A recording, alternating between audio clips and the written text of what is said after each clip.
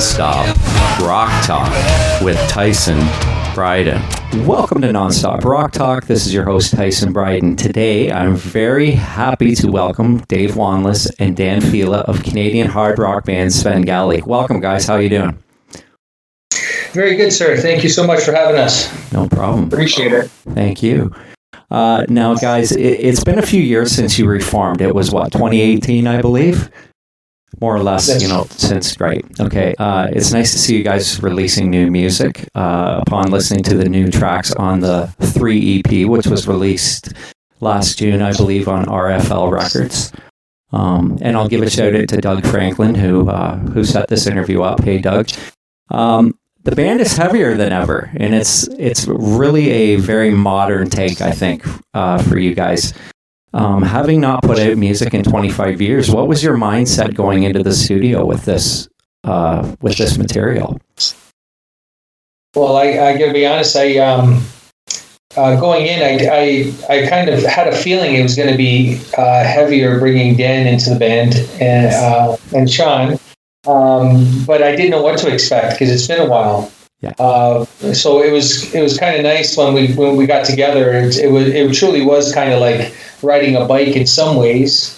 You never forget, but this time around it was extremely relaxed, and it was for the good of the music and solely the music, and that was basically it. And plus our friendships, because we've known each other for a real long time. We were label mates. We're very comfortable around each other, and we just went in and played what was in our heart, and that was basically it. And from there, we got encouraged to continue writing and looking forward to the future and new music. Awesome. Cool. Now, you worked with David Bendeth on this one again, on this material? Yes, that's correct, yeah. Awesome. Yeah, because he, for those that don't know, and I'm sure most people, Sven Gali fans, know that he had worked with you guys on the first album. So going into the material on 3, the first song originally released back in 2018, so there was a couple songs. There was one in 2018, one in 2019. You guys kind of put the songs out and then put them together on this EP kind of thing. Mm-hmm. Cool. So Kill the Lies, killer track. Lyrically, I think it portrays some kind of angst, possibly. Kind of tell me about that song. Kill the Lies was lyrically, it was just, shouting back to the people that feed you bullshit, and you learn to see through as you age or get older and become more experienced. You kind of, especially with the history that Dan and I have, traveling around the world and meeting millions of different people, you kind of get a feel for people and you can see through the bullshit and see if they're honest, or it's a kind of a unique quality that you have when you travel, and so that was basically what that was about. Well, now Dan, I'm going to get off track a little bit here. You are also the drummer in Varga, and Varga is still going, I believe, right? Unfortunately, Varga is not going anymore. Oh, okay. No, we're all still friends, and we've had a long and great career, but like many things, we just go our separate ways. And Sean from Varga is in Sven Gali, yes, so right. Yeah, no, that's cool. Someone recently sent me a bunch of the Meat magazine CDs from back in the day, and I believe you guys were on one of them, I think, or one or two of them. Yeah, and that was cool. It was cool to kind of reminisce, and I remember seeing some of those bands in Meat and having never heard them. And it was like, I wonder what this, like Russian Blue, for instance, or something like that. Like, there were so many of those bands, because I used to read that magazine religiously because I wanted to know what was going on the Toronto scene all the time, even though I couldn't get into the clubs because I was too young. I was probably 2 or 3 years too young to get into Rock and Roll Heaven or wherever else. But it was always interesting to see what was going on, and I followed it pretty intently. Yeah, if I could speak to the Toronto music scene, Sven Gali was the first band that went out playing original music in in that area. Yeah. And as with Varga, we followed very closely in Sven Gali's footsteps. Yeah. We did basically exactly what they did. And then they helped get the band, get Varga signed. They brought out the A&R guy. But I mean, that's Sven Gali never gets enough credit for what they actually did for the Toronto and for the Canadian music scene, because before them, it was all tribute bands playing in rock and roll heaven.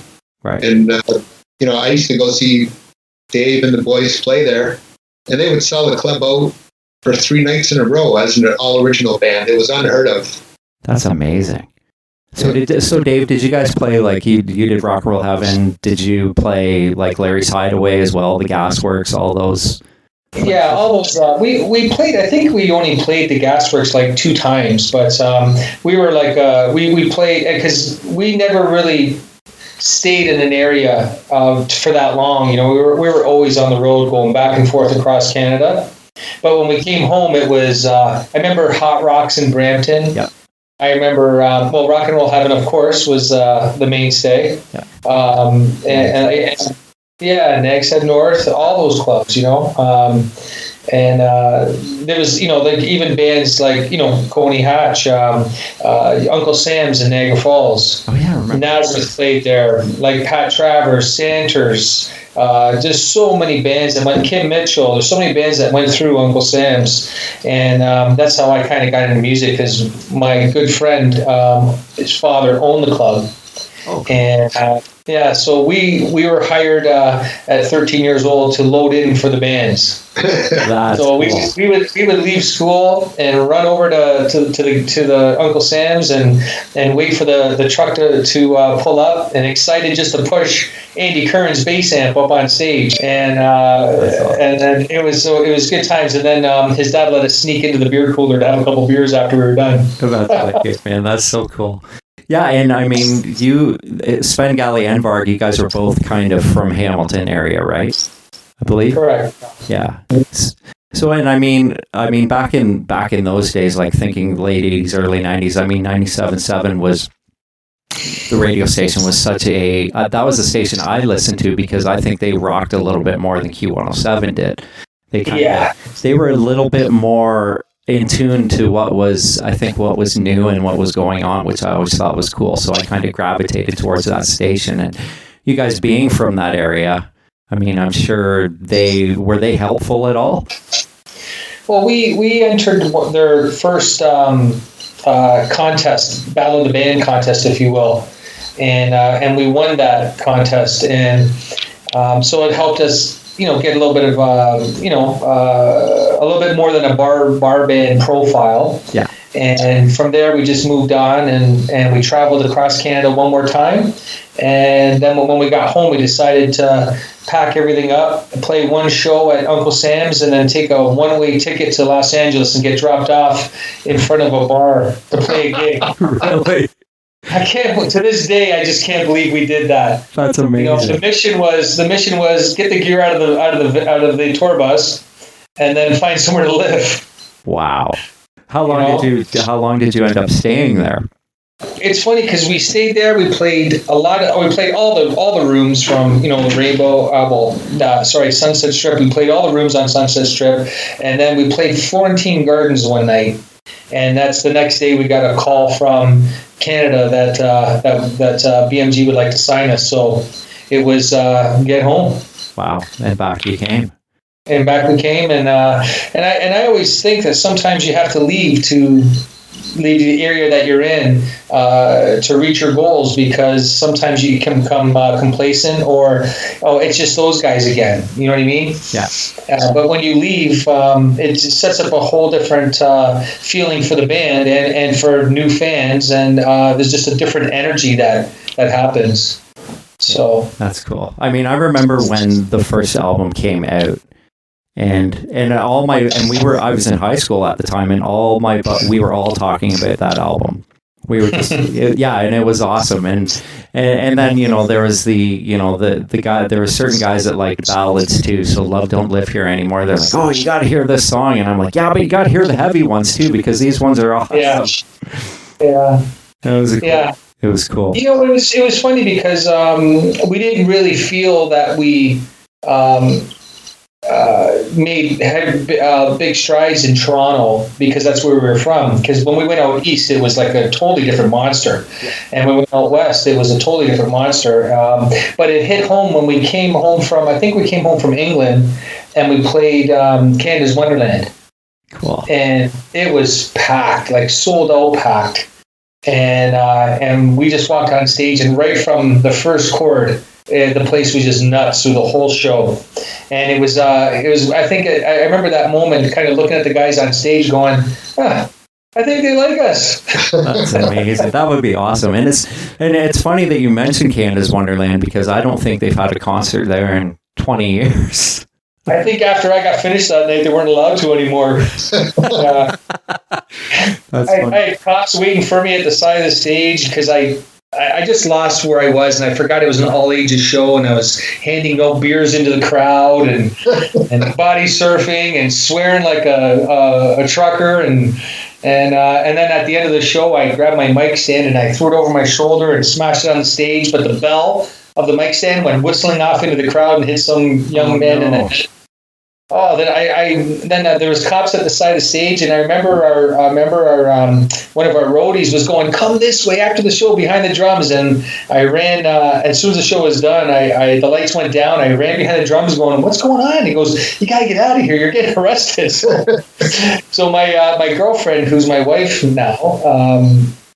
She had her car waiting close to the back of the stage, and I got in the car and they just got me out of there and took me to Niagara Falls. Wow. Yeah, it was funny. That is funny. Someone actually mentioned that to me the other day, and I can't remember who it was, and that's ironic that you were talking about that. Yeah. It was. So the next morning, I woke up, and when I woke up, I phoned our manager right away, and I said, "Look, whatever, I don't care. I'm getting sued by the parents of the fan or whatever, but I just want to talk to that guy and apologize." It was, you know what I mean? So they finally let me talk to him, and I said, "Listen, dude, I'm so sorry that happened. You got to understand it was an accident. But to make it up to you, I want to give you my leather jacket, my tour jacket, and if you want to come with us on a few shows across Canada, you'll be my guest."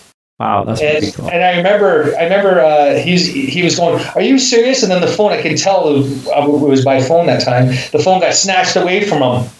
And so I think he's looking at his parents. I think they're looking for money, and he just wanted to look for a party. You know what I mean? Oh wow, that's wild. Yeah. We told him that the band, we'll get him hammered one night. We'll take his stitches out. Just come on with us. We'll be fine. We'll give you some beer. We'll give you enough beers. You won't feel those stitches coming out. Don't worry about it.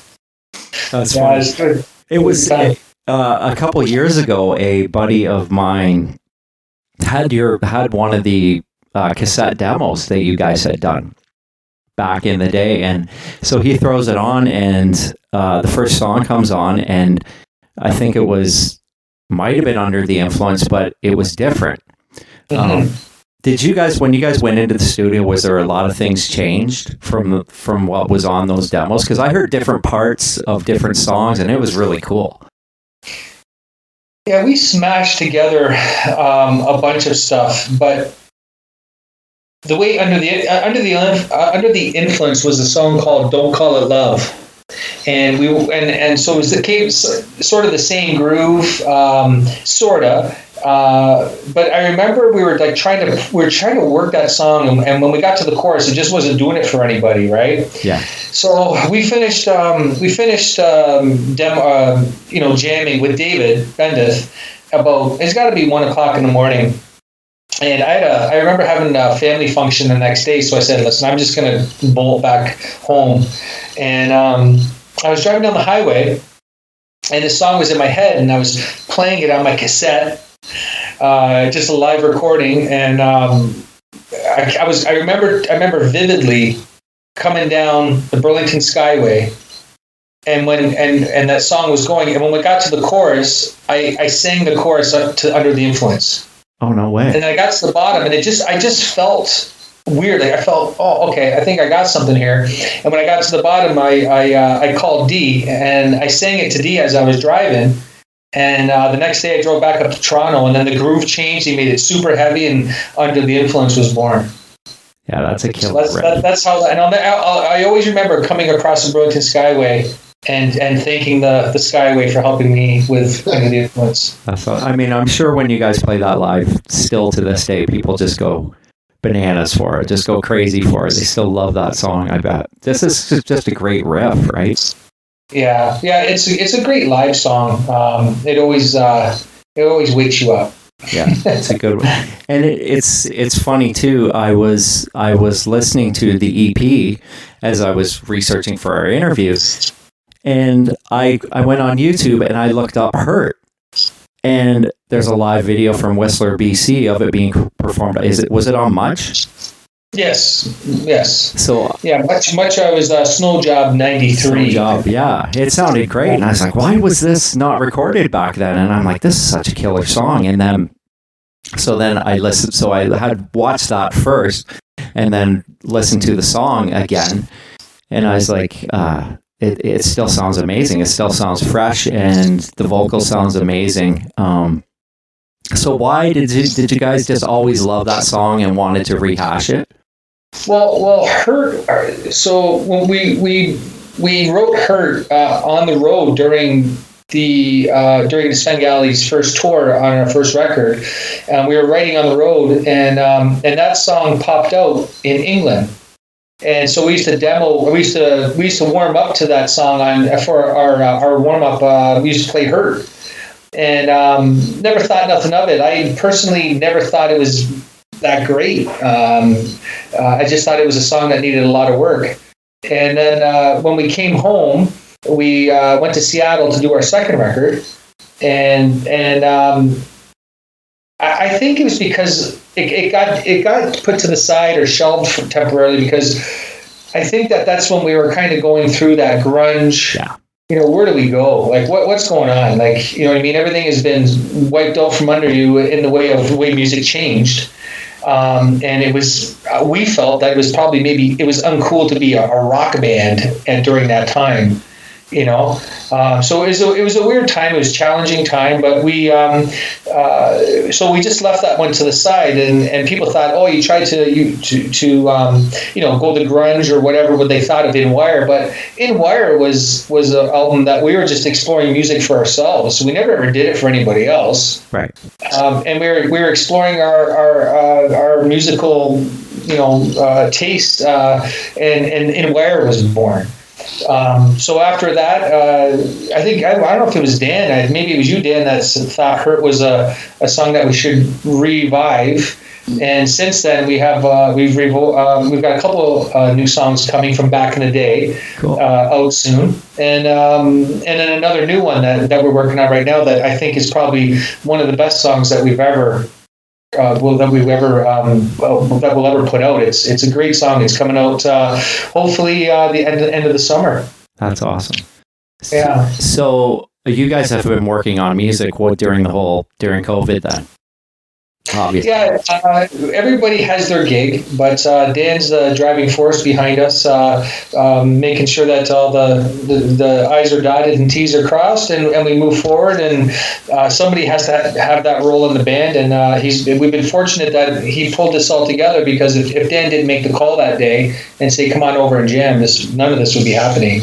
Wow! So this is all his fault. It's all his fault. It's all your fault, Dan. Oh, that's cool. So, Dan,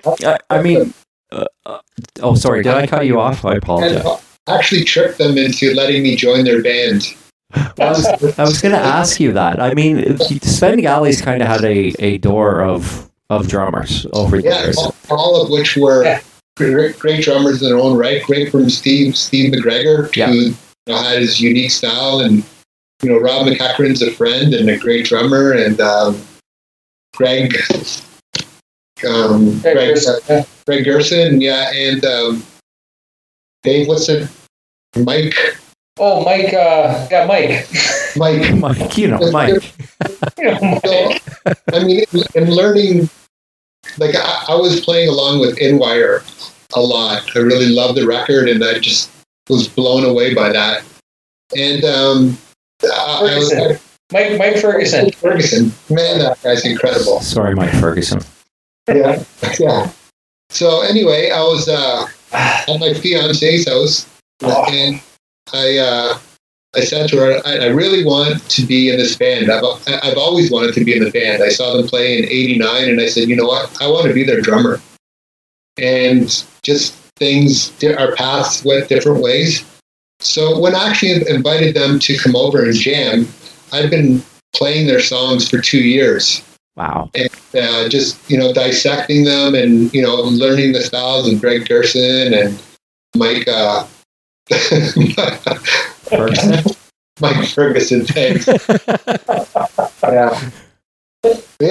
And it just felt so good, and just, our relationship that we had as friends, And you know what, Dan? We did that. I think one thing that connected us too is when we did the demo at the lake there. You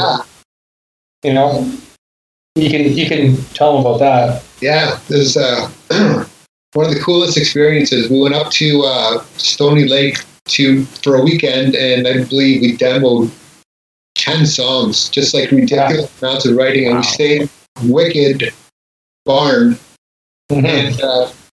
And one of the cool things is we had dinner with Ronnie Hawkins and his girlfriend and his girlfriend's wife. And it was, and I remember we're all sitting there at the table, and Ronnie Hawkins hypnotizes you because when he talks, he kind of goes back and forth. Yeah. And I would swear this guy could have told me to jump in the lake, and I would have jumped in. It's just like, wow. He totally had me hanging on every word. And that was cool, but like just seeing the writing experience and just seeing Dave and Dee and Andy bouncing off of each other and all of these ideas just pouring out. I've never experienced anything like that in my life since or before. It was a very special time, and I think that was a really cool bonding experience, getting to know the guys. That's amazing. It was a great weekend. We did. It was just one of those weekends where everybody was contributing to the demo, and we came up with some really, really nice tunes. And I remember just talking about Ronnie Hawkins. He was telling us when he told us a story about when the Beatles stayed at his place. Like, there was some pretty serious, pretty cool conversations, and so you can understand why we're just sitting there listening to every word. Watching his wife's girlfriend roll joints. His wife's girlfriend. Wow. It's a good arrangement they got going on there. Well, good for him. That's cool. Does he still have a southern accent? Because he's from Arkansas originally, I think, isn't he?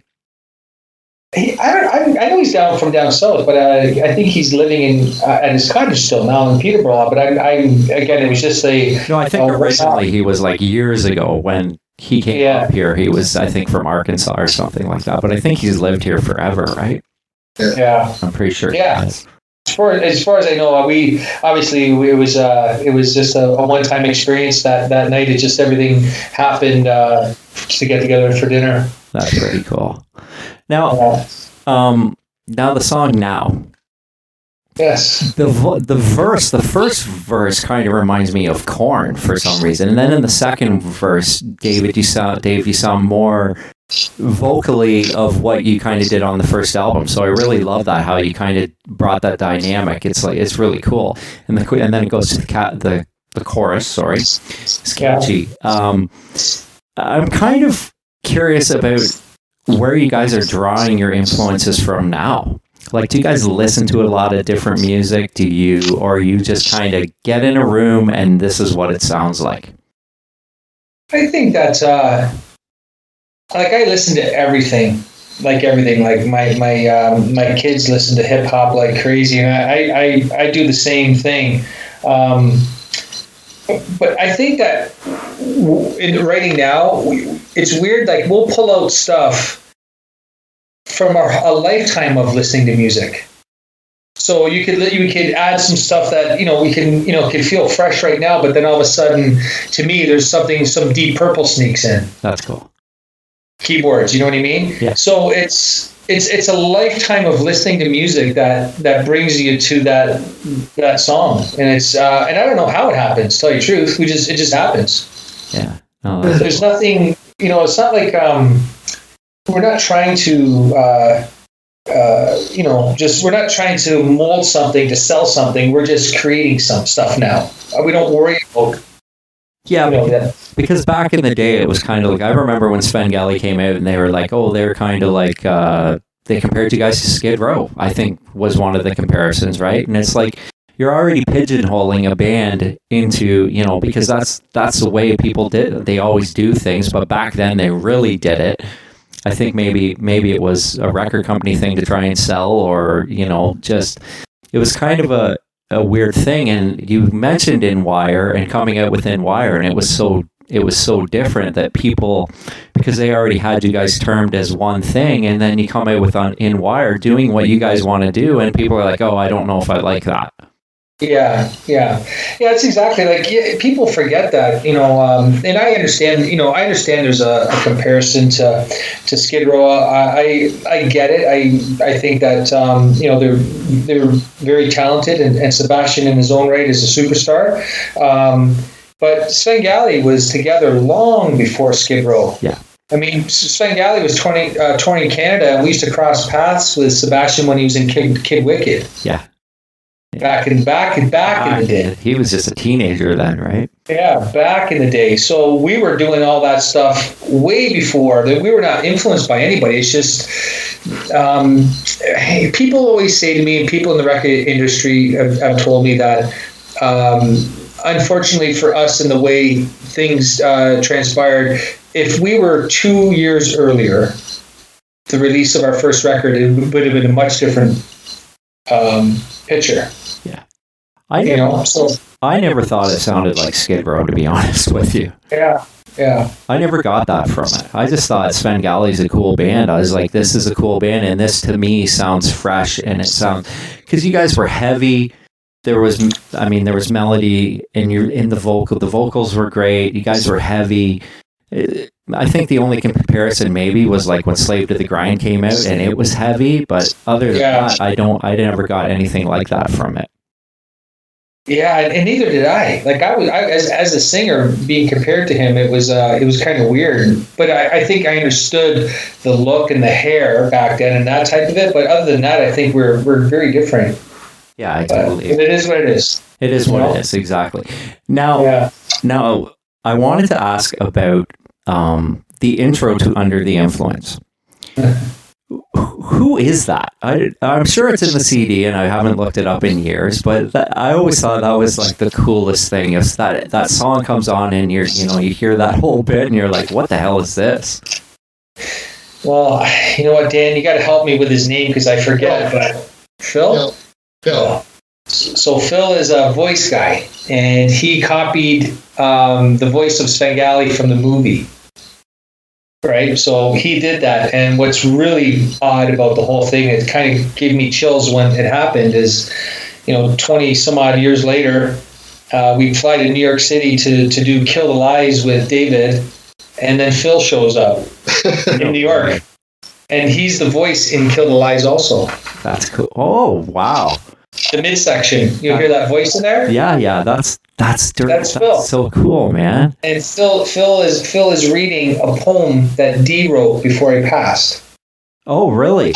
Oh, that's amazing, man. That's awesome. So we thought when we came back, I mean, we had I'm sorry, Dan, I'm talking a lot, but that night when we got together at David's house, it was nice. It was almost like, for me personally, it was almost like therapy, because we kind of disappeared. We knew we had a ton more to offer the Canadian music scene. Music changed, and we just stepped aside and bowed out and thanked everybody. And when we got together again, there was a lot of talking, a lot of hanging out, memories. Obviously, Dee would come up, and we knew that our first song back, we'd want to pay some kind of tribute, but understanding things are moving forward. We've all had losses in our lives, and we just wanted to, say goodbye that way in a song. And then Sven Gali, like everything else in life, has to move forward. So that was it was kind of neat that Phil was there, and it was kind of a comforting, a very very comforting session. I was supposed to be there for 4 days. I ended up staying there for 10 days. Wow. And every day was great, just hanging out in the studio with the guys. I didn't think anybody wanted to leave, to tell you the truth. We hung out and hung out, and then went to, we had a goal every night. We'd go to a different a restaurant from Mexicans, you name an ethnic group, we probably had it in those 10 days. So that was the goal of the trip, and just make a song. That's wicked. Dan, what was it like for you? Like you said, you had been working on like songs and been drumming to Sven Gali songs, and to get to finally be in the studio and be working on this material. Without sounding like a geek, I was a bit, starstruck. Like I knew these guys and they were my friends, but to actually be in the studio with these guys and making music together, and getting over that for me was a big deal. And also that, I felt really bad for the guys because, it seemed like there was a group of people that didn't want Sven Gali to come back because of the loss of D. Oh. And so as far as, therapy goes, I think that, for the band, that was therapy as well. And for me, working with David Bennett again was, David Bennett recorded our first album, and I almost had to go into therapy after that. There's a reason why his songs are so good. It's because he busts your balls, and he holds you to account, and has your feet to the fire. So yeah, it was weird. It's like having a new girlfriend, right? And sort of that whole new experience. And I think, it would be a good novel. It would be definitely a good novel about how all our lives crossed, and how, now, Dave and Andy are two people that I go to first when there's anything happening in my life where I need, help or support. That's awesome. Dave's the first person I call. And so, regardless of the music, being lifelong friends and having, being there for each other is super special. And that transcends into music. And that's why I think, these songs are so special, and, it's a very special group of people. And I think we got, and it's fortunate that you find people like that. And it's true. It'd be nice for everybody out there to know what it feels like to be in a band, and a true band where the guys got your back. And no matter what happens, you got these guys that have your back forever. Like, we won't talk for weeks. I didn't talk to Andy for like literally a couple years. Wow. And then when we all finally talked again, it was like we never missed a beat, and it was like we talked yesterday. And as corny as that may sound, it's the truth. It was really neat. So, and to do what we're doing right now, and to have be very proud of 3 of our EP3, to be proud of that, but we are just scratching the surface, because when you guys hear the next couple songs we have to put out, you're going to go, what happened? Where did these guys come from now? Like, it's pretty cool. I think everybody's going to enjoy it. That's awesome. And the video for Hurt, you're going to see a video for Hurt within a month, and that's pretty killer too. And that's how I found that video today, because I was on your website and I was like, is there a video for Hurt? I thought it said there was, so that's what I was looking for. I wanted to watch the video, and then I pulled up that old video from Much, right? That's how I stumbled upon that. Yeah, it's pretty neat. I think you'll be seeing it soon. It's Andy's doing some final touches on it in Beijing right now, and then it'll be ready to go. That's awesome. I just wish we could be out there playing live. Yeah, no kidding. I wish I could go see live music. Yeah, I know. It's hard. We're all still in lockdown, so here we are, and a year later, and hopefully it'll turn around soon, and people get whatever they have to do, the vaccination and whatever. Yeah. Now, I wanted to ask about Disgusting. Was that a song you guys had played in the club days, or was that kind of decided to do on the album? Disgusting, we played maybe a couple years after the birth of Sven Gali. Dee played with Frankie for I think a couple years before he moved on to us, to Sven. And but we always admired his attitude and his raw rock and roll. No, there's nothing left on the table. Just this is who I am or who he is, and we admired that about him, and we just thought it was fitting for Dee to play and pay tribute to a Hamilton band that he liked and was in. And so that came, and it was great that Dee asked him to come and sing on it, and he did, and I thought that was a lot of fun. It was a really good time. And that's the thing about what I like about the guys is that we're open to other players playing with us. We're just open to making music. It's not about me. It's not about Dan or Andy. It's just about the song, And that's been I think that is kind of the driving force of where we are now in our lives in music. That's awesome. So that's how Andy Kern has gotten involved with us for this next couple songs. Oh, Andy Kern's involved? What's that? Yeah, he's going to be producing a song called Monster. Oh, cool. Okay. Co-producing with us, and that's one of the songs that you'll be hearing by the end of the summer. I had Andy on last week, actually. That was actually part 2. Andy was awesome. He's good, eh? Yeah, he's great. Great guy, man. Great guy. But and then I got him talking about hockey. Yeah. We started both. We did part 1 and 2, and we got into the hockey thing, and I opened both of them, and he was just, like he how much he loves his hockey. So it was awesome. Yeah. It was good. And it's funny with Disgusting, I had never heard the Teenage Head version. Really? So the first version. Well, I was. How old was I when that? 92. I was 17. So, but I had never. Funny enough, I'd never heard it. So the first version I heard was Sven Gali doing it. Huh. And it's surprising I never heard it on 97.7 or anything like that. Yeah. So it's funny because how sometimes you hear a cover song and then you hear the original and you go, "Oh, I don't like the original as much." It was funny. Yeah, it's and I remember being in the studio and just sitting in the control room while listening to Frankie doing his parts. And then when he was done, he walked into the studio and he just looked at all of us and said, "I wish this was my fucking band back in the day." Really? Eh? Yeah, because I gotta say, as a singer, I'm pretty blessed to sing for this group of guys, and the guys that I played with, they're all very good musicians. That's awesome. So and it was funny when he came in. I started laughing. I go, yeah, whatever. But then afterwards, having a beer with him, he was serious. He said, you got a serious band here, and good luck to it. And I said, oh, cool, man, thank you. That's awesome. I always found it funny that when you go into, you go in a used record store and there's like a Teenage Head album and then there's one that says Teenage Heads on it. It was always so confusing to me. Yeah. Then you see Sven Gali for $1.89.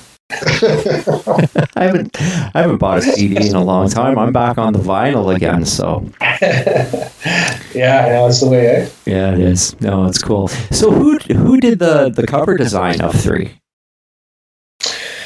So I have a friend of mine who is a graphic artist. Her name's Lisa Lachnet, and she has a business called Mackenzie Madison. And she's a graphic designer, and she does some really cool stuff. She's done stuff for alcohol companies and just stuff like that. And she got a really cool vibe about her, and she's a really cool rock and roll chick. That's cool.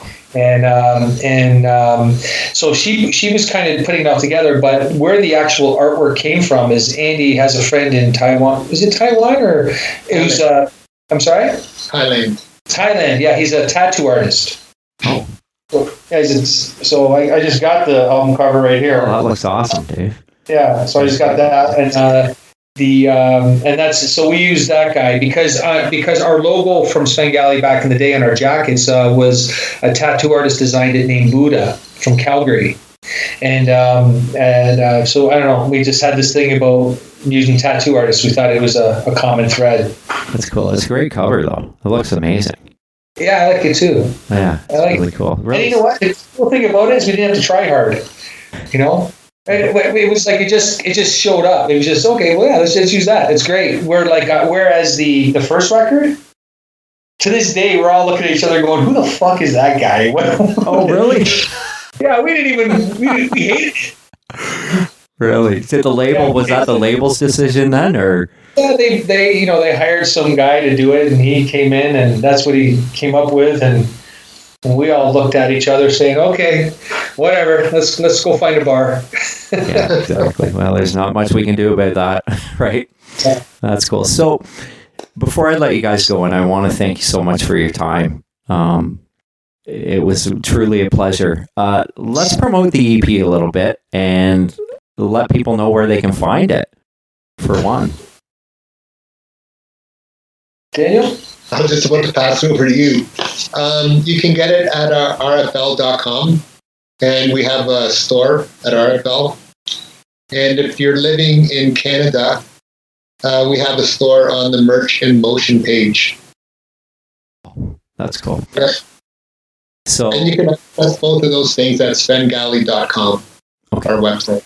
Awesome. So, and when this is all over, you guys are going to be playing again, I assume, as we had previously talked about. 100%. Yeah. Looking forward to it. With Raging Fury. Awesome. Wait. I have to get out and see you guys. I've never seen Sven Gali, so I have to get out. So yeah, bring a helmet, as Dave would say. I'll bring. You're in Oshawa, right? Yeah. We were there on New Year's Eve 2 years ago. With By the Earth. You guys were? I didn't even. Yeah, we played Sven Gali at the Oshawa Concert Hall. Is that what it was? Yeah, it closed down. Did it? Yeah. Yeah. Right after COVID begun, it closed down maybe 2 or 3 months after. It was really disappointing because it's a great venue and it's good for the city, right? Yeah, it'll open again. Places are going to open up again. Yeah. People are going to want to go out to see bands, and I hope that people stop taking music for granted. I agree with you. I say that all the time. It's because it's not having it there now. It's you're just like you're dying to go see live music. Yeah. And hopefully they'll come out in droves. Everybody will want to get out and go see live music again. Yep. And I think we're in for the Roaring 20s. Yes. Yeah, let's hope.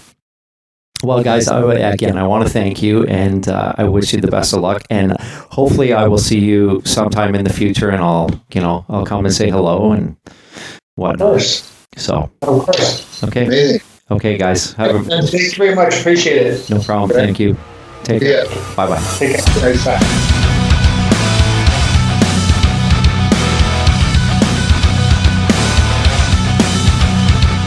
Pride won't kill my strength to find myself in self-defense.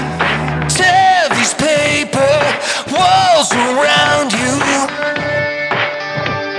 and make some sense. Anger, violence, empty silence, feed the hunger.